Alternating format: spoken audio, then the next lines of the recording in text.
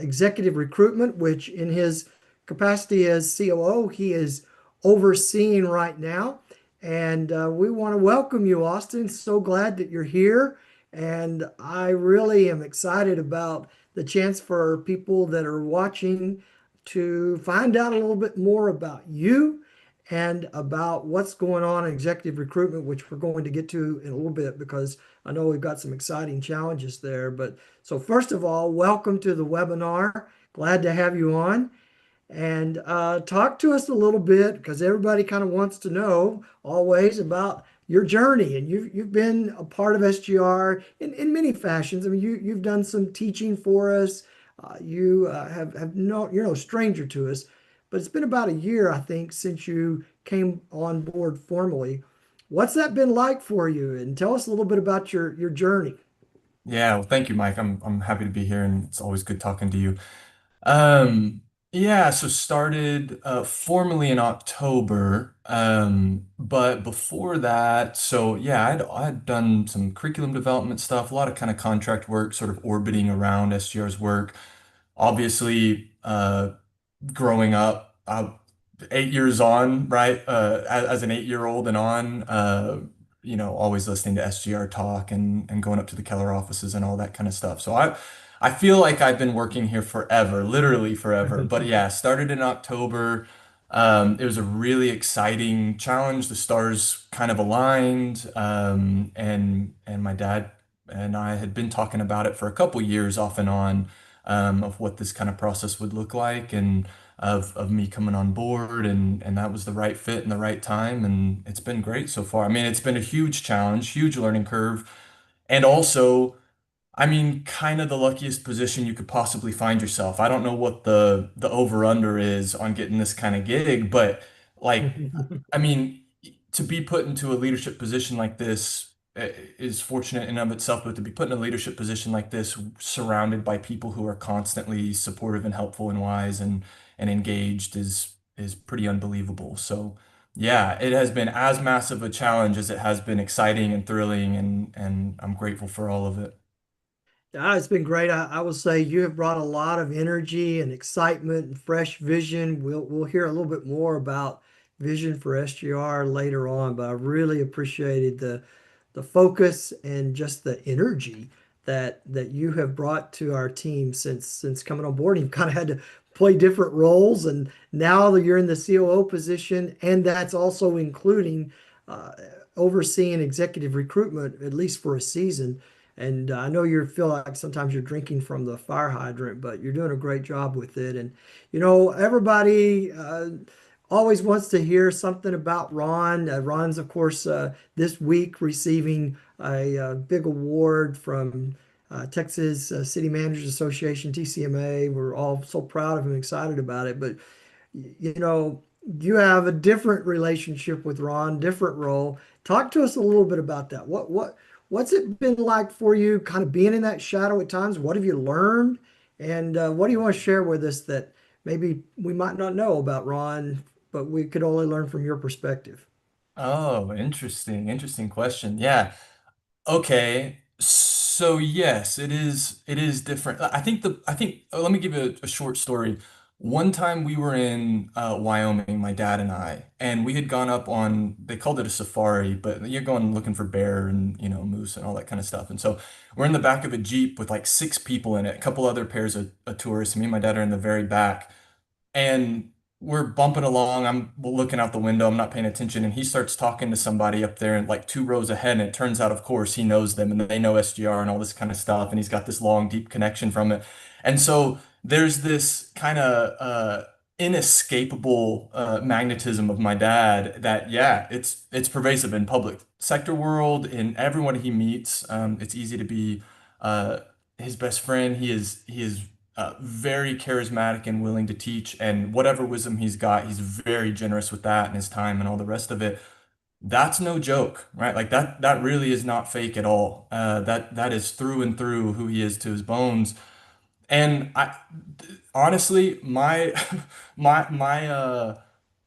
skill set is different than that. I am not as relational as he is, and I have watched him for a long time, and That is one of the biggest areas where I have been continually impressed by him is his ability to form relationships and reach out. And I really am trying to kind of embrace that and learn how to do that as well. I will say, in terms of his legacy with SGR and where we're going, I know we'll get kind of into vision in a little bit, but look, the fact of the matter is I genuinely don't know if I've ever met any, and I think this is the charisma we were talking about. I genuinely don't think I've ever met anybody as mission focused as he is. And that's Yeah. not just in the corporate world. I mean, just personality wise, in terms of people who have devoted themselves to a single cause over the arc of their career, right? I mean, I'm sure they're out there. I genuinely do not know that I've interacted with them. He is a 20 hours a day kind of guy on that mission. And I mean, it's inspiring. I think that's what kind of brings people to the table and wraps them around SGRs because the business matters, but the business only matters insofar that we're accomplishing the mission with it, that it's supporting and backing up and igniting the mission. And I think that legacy is here to stay. That's interwoven in the DNA of SGR and myself. And yeah, that legacy is going nowhere. That's for sure. Yeah. You know, one of my favorite things I've heard Ron share many, many times, and maybe some of the people that are watching have heard this too, that he talks about when he speaks sometimes about summer road trips that you and him used to take, and that y'all would stop and play chess, and that when he was teaching you to play chess, at first he could beat you all the time, and then as you learned the game he probably beat you 80% of the time. At least maybe he was bragging, but that's what he said. And then he said, as time passed, the student, you became better than the mentor, him. And the last time he stopped talking about this, honestly. But the last time I heard him talking about it, he was winning 20% of the time. You're winning 80% of the time. So is it 100% now? And that's why he stopped talking about it? Or give us the My story there. Nothing is 100%. But of the things that get close, that's one of them.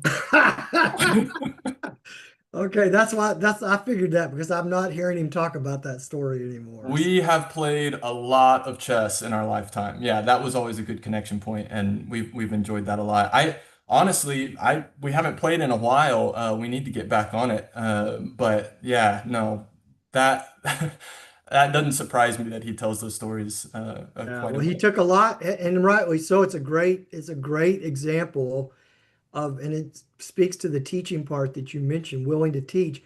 It's a great example of what mentoring really is, right? You teach what you know, and then hopefully the people become better than you, and they use that as a launching pad, and that is really a passion of Ron's, and I think that's really cool, and I'm glad that you're beating him all the time now.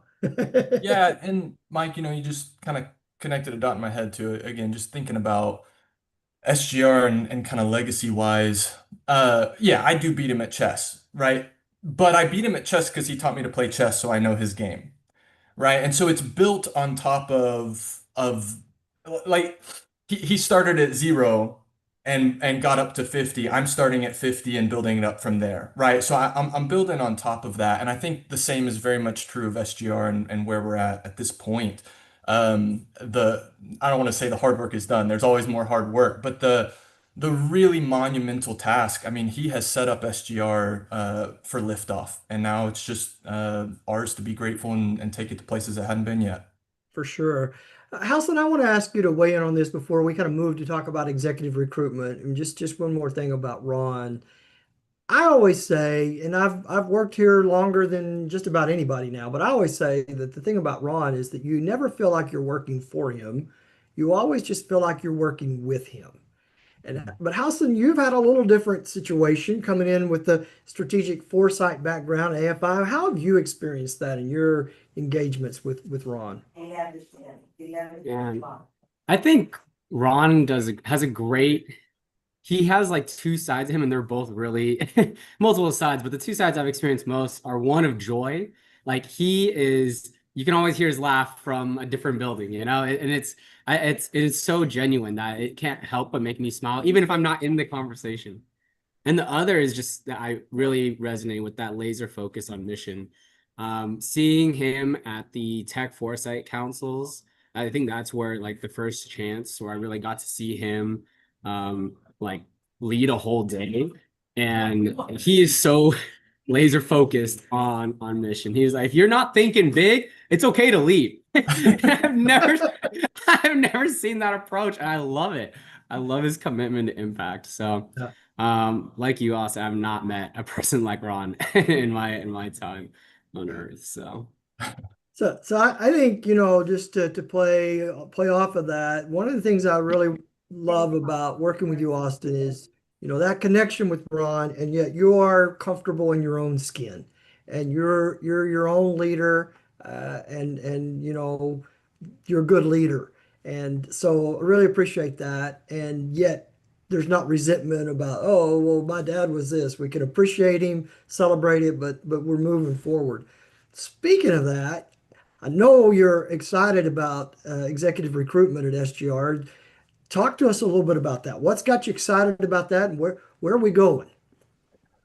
Oof, man, I got 6 hours of things I'm excited about to talk through in the next 10 minutes, however long we've got, 15 A minutes. little more longer than that. Uh, listen, the all the tools are there, right? The people are there, the mission is there. The thing we are most excited about is getting the internal structure set up to give ignition to everybody else who's already here and excited about the mission.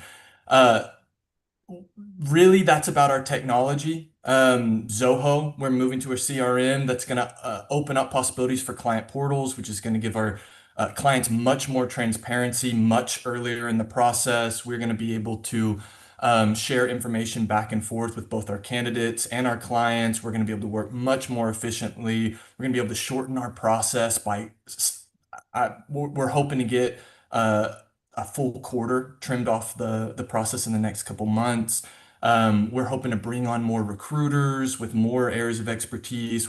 I mean, we're on all of the different levers we can pull. I'm picturing a soundboard, all the different things. We're trying to move them all up 1%. There are a few big levers we're going to be pulling, but most of this is, okay, how can we improve the whole house 1% at a time and just keep the momentum going. Um, yeah, so in terms of specifics, Clay Pearson is going to be doing some business development for us. That is a huge game changer for us. Him going out there, building those relationships, really getting word out about what SGR can offer people and what it looks like in this day and age.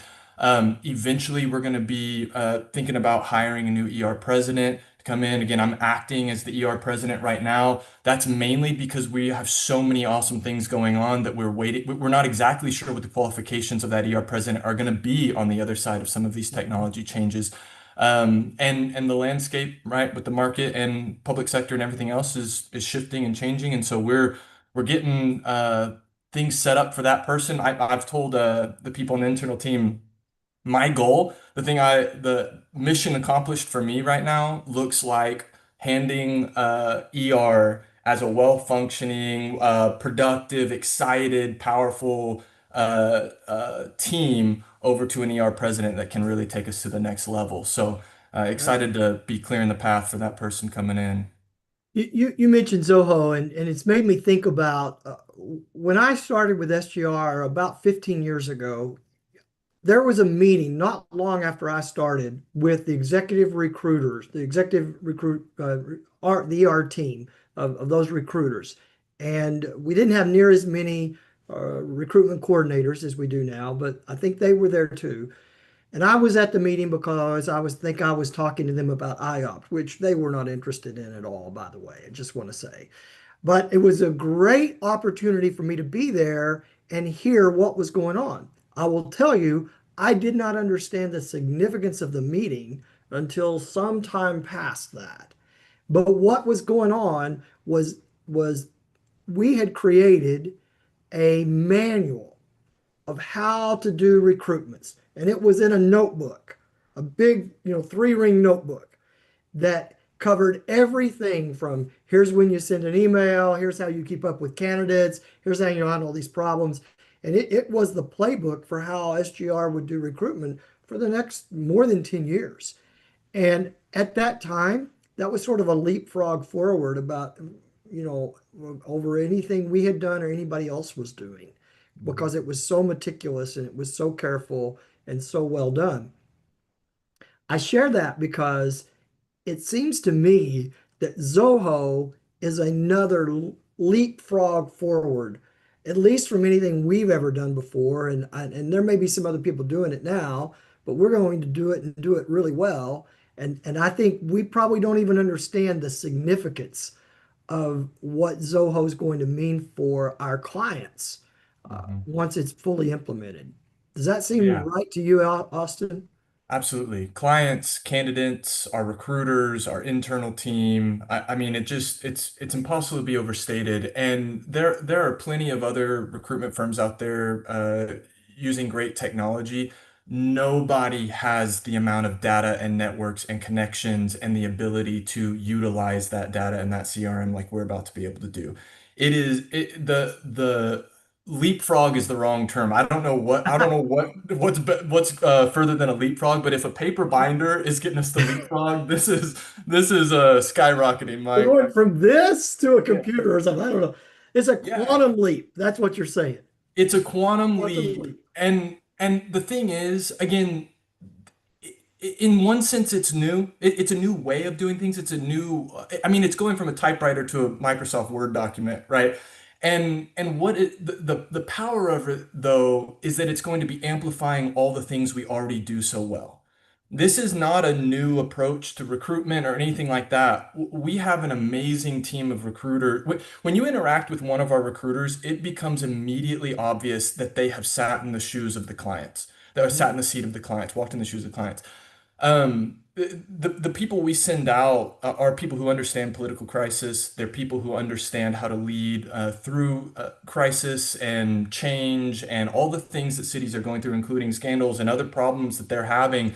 Our recruiters are able to go in and really understand the needs and the pain points and make sure that we're customizing a search to them.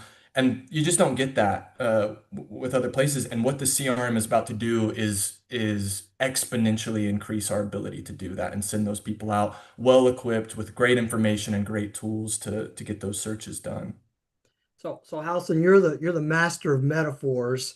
So maybe leapfrog's not good enough. Quantum leap might be good enough. I don't know, but you may come up with a better metaphor. But obviously, Austin's really excited about that.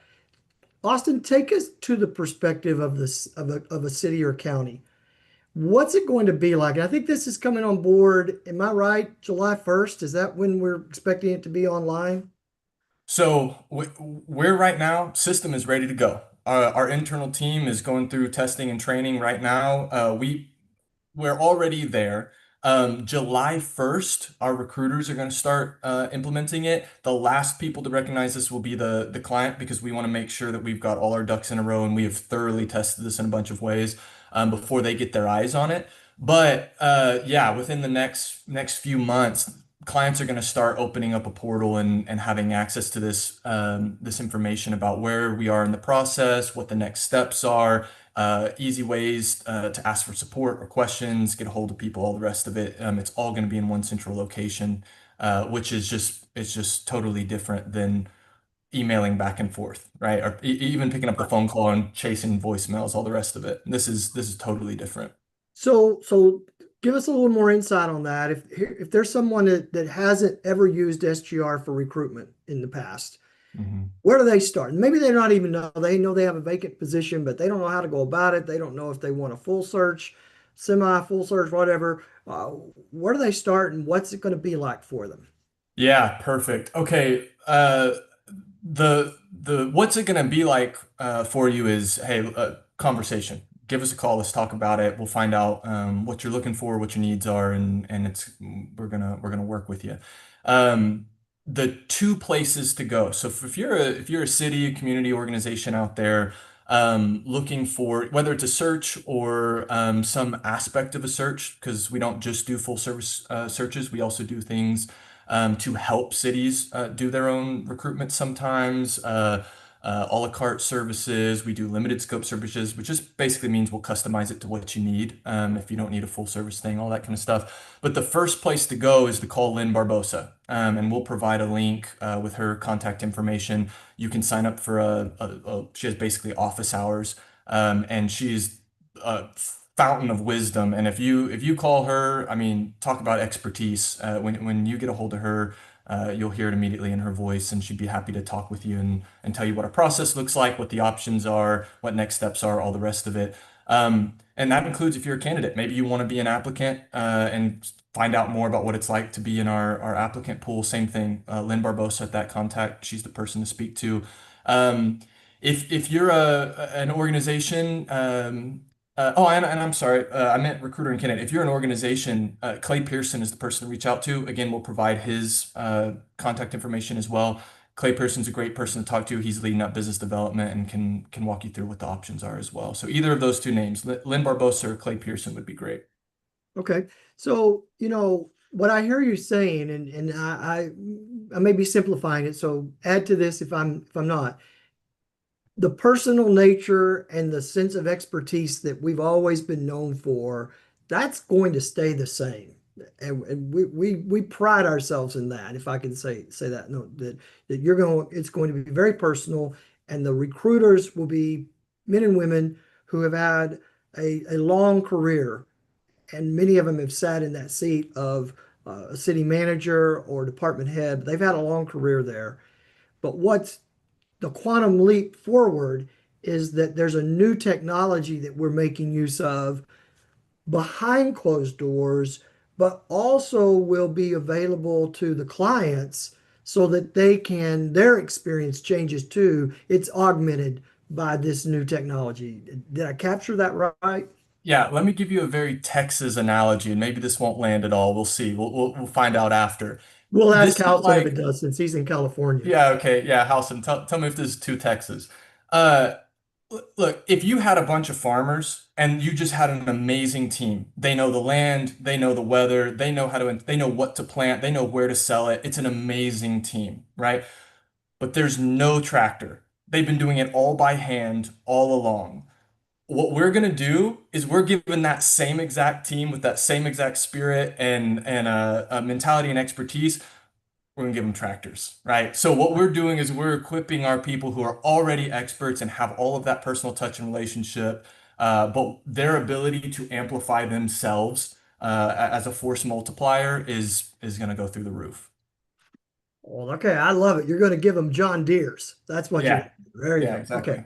All right. So now let me ask this question, because there's two clients in our world when it comes to recruitment. There's the entity, the organization, the city, a county, utility district, and then there's candidates. Mhm. So what is this going to be like for candidates who they need to, at least early in the process, be able to, maintain some sort of, uh, you know, anonymity? I mean, they don't want to lose the job that they have because they're looking for a newer, better job. So what's that experience going to look like for them now? Yeah. So again, everybody's circumstance is a little bit different. All of the technological changes are absolutely going to apply to candidates as well in terms of them being able to understand very clearly what the next step in the process is, maintaining their confidentiality, being able to reach out and talk to us, being able to reach out to us and say, hey, what are the resources? Because, for instance, and Mike, I know in your shop you'll do some of this as well, but we can offer things like interview training. We can talk about salary and all these types of things that candidate to really equip candidates to get the job they're looking for and how to negotiate on their own behalf. Again, Lynn Barbosa is the perfect person to reach out to and just say, "Hey, tell me what it's like to be a candidate here," and she will be more than happy to spend time really walking people through that entire process, top to bottom. Yeah, and Lynn's not on this call, but let me just tell you what Austin's saying about Lynn is absolutely right. Worked many years for the city of Las Vegas, was in city manager's office, was in HR. She's an amazing resource, and boy, we're so grateful to have people like Lynn on our team, and she is at the top of the ladder. She is certainly amazing in that. So Austin, anything else you want to tell us about ER, like services they can provide that maybe people wouldn't know, and maybe a city feels like they don't have the resources to, uh, spend on a full search? What are some other things that we can do for them that can help them get the right kind of people on their team? Yeah, absolutely. We can help with things like candidate sourcing. We can help with things like media searches. We can do background checks. We can do reference checks. We can help them with digital marketing, creating brochures. You take any step a part of the process, and again, pick up the phone, say, hey, tell me what the menu is. We can walk them through all the different bits and bobs we've got and then say, look, what are you looking for the most? Because not every position we're filling has the same requirements and has the same sort of stakes around it and all the rest. So maybe you want the media search for this executive level position, and this other one, you'll be good with the reference check or background, whatever. We can do all of those as kind of a la carte services on the side. Oh man, that sounds great. I want to say to those of you that are watching, you may have a question. If you have a question, you can put it in the chat box or the Q&A feature, and we'll let Austin tackle it. But as we're kind of waiting to see if we have any questions, that I want to turn the corner a little bit, Austin, and let you talk about future and vision. Like, what's your vision for SGR as you think about what it's going to be like 5 years, 10 years down the road? Uh, what do you see? What are we becoming? And where are we going as a company from your perspective? Yeah. Okay. Well, Mike, as you know, if you haven't noticed, right, the world doesn't seem to be calming down very much, right? Yeah. And SGR's position in the world, on planet Earth, in our minds, with our network, is in such a beautiful position to be one of the people, one of the organizations out there consistently and relentlessly focused on making things better for people. And I genuinely believe, in the executive recruitment world, it's easy to kind of maybe superimpose some other experiences with private sector recruitment firms, and some of them are great and all of that. But when I walked through Fort Collins with Darren Atterbury, who is our CEO, and he was a city manager for Fort Collins, has lived there forever. We were like walking down the street and go have a beer somewhere and just kind of like walking down and stuff. He's like seeing stones out of place on the sidewalk and fixing them. And he's like telling me, "Oh, hey, guess what? We went through this whole legal battle to get the first inch of the facades owned by the city so we can keep it beautiful." And like every single building we went by, he has some story and love for that place. Like I just had never heard that. I honestly had never heard that.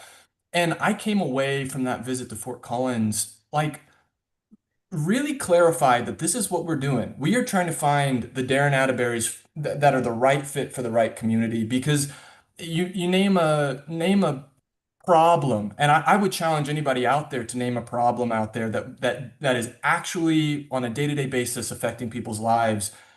Find one that isn't made better or worse by the local government you have, right? And the leadership there. And so if we, you gotta, housing, education, prices, the roads, the schools, it goes on and on. All the actual major problems are local government problems, and they're local government solutions. And so by getting these leaders in the right place, which nationwide we're active, right? We're already active nationwide. But we want to lean more and more and stop thinking of ourselves as just a Texas based company, which again, internally, we already don't think of ourselves that way. We have a ton of people outside of Texas, but we've still, I'm sitting here using farmer analogies saying, am I being too Texas? Well, But we, you know what? They farm in other places besides Texas, so oh, is you're that true? good Oh, okay. All right. I didn't know there. that. Yeah, anyway, I think the place and the fit of SGR in the landscape of what federal politics and geopolitics and everything else is looking like right now. I mean, we are set up to have the highest impact possible. I no doubt in my mind at all with our network and our reach and our mission, that there's a place for us going forward, no doubt. I think you've really captured it, Austin. We exist to help local governments be more successful through recruiting and developing innovative, strategic, future-oriented leaders because our partners over at AFI, and that's been our heritage. And I know, as you said, there's no shortage of need for that, and there won't be in the future either. And just really glad that you've taken on the leadership reins along with Darren and where you're leading us. So I really have enjoyed hearing from you. Halson, have you got a new metaphor for us, or do you have a question for us? Yeah, I mean, honestly, the what I was hearing in terms of Zoho is that it almost changes. It's not a metaphor, but it seems like it creates a level of transparency where like the amazing people at SGR are able to walk hand in hand with like recruiters, with clients, like hand in hand throughout the process. So it makes any sort of interactions that they have much more personal, right? And it goes beyond information and more into relationships. So Mm. Yeah. this metaphors are easier when they don't need explanation, but that's what I heard. Yeah. Um, yeah, and I was going to ask about what gives you hope, but it seems like the positioning of SGR is really a big part of that. One thing I'm genuinely curious about is, I guess the first time that Austin gave me a call, he reached out, which I loved. I had the pleasure of meeting him. What really stood out to me was, I guess almost this stumbling upon local government that I feel like we both shared, right? Where I was like, yeah, I didn't even know what it was before I came here, and now I love it. And I was just kind of curious, I guess, like what that first moment of kind of local government mattering was for you, where it was like this idea that you've heard of. It's probably as a kid, right? But this idea that you've heard of to like, oh, this is what local government is, and this is why it matters. Where'd you get Okay. that passion from? That is a beautiful question, Housen, and I'm going to answer it with a very non-grandiose but totally honest answer. Two parts to it. The first is, no, I was a dumb kid and I wasn't grateful for any of that. And I didn't recognize I didn't know anything about anything, and I didn't care to. So no, until I was, I'd say probably more in my college years, really starting to pay closer attention to things like that. But to answer specifically for myself, there's a podcast called 99% Invisible. And I don't know who all out there is aware of that podcast. You should go check it out. It's all about design, 99% invisible. So an excellent design is 99% invisible. And there's a lot of things about city planning and urban design and stuff. And one of the stories that I actually remember it clicking for me, and I bought his book because of this episode. They were just talking about handicap ramps and why they're designed in the way they are, and the railing and the placement and the legislation to get them in certain zones and all this kind of stuff. And it just dawned on me how many problems there are that other people have solved for me that I have never even thought of. Right? So speed limits and guardrails and zoning laws and regulations and all these kind of things. I have spent 0% of my life solving that problem for other people. I take it all for granted as I drive down the road. Right? Somebody fought for that. Somebody argued about it. Somebody was upset about it. Somebody felt heroic. Somebody felt like they were villainized. You know, the whole range of the human experience happens to get those tiny little details and problems solved before House and you and I ever even encounter them. And there was just something magical about that idea of human beings I don't know solving problems I didn't know I had, and I never will find out about them because somebody else already solved that problem. Like what a beautiful statement about human nature, right? Like that's why we organize things. That is really that was a very specific moment where I started thinking about local government very differently. Man, that's a powerful, Austin, and it made me think about the fact that, when you ask what does SGR stand for, one of the things that comes to my mind is we stand for the nobility of public service. Mm. And that's really the people that are watching this webinar are people who have devoted their career or a portion of their career to serving the public. Many people that will never meet them, never know about them. They're 99% invisible. And yet, to your point, our world would be different in a worse way if it weren't for those people. And I love that. I like the two of you. I stumbled on the power of local government. I enjoyed it, but was oblivious to it for so long.